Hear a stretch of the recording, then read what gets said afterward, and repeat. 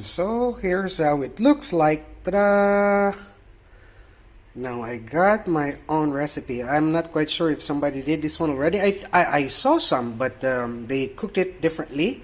But this is the outcome of what I did, and hopefully this one tastes nice. I guess I need to add more ketchup on this one later when I'm going to eat, or some sauce probably.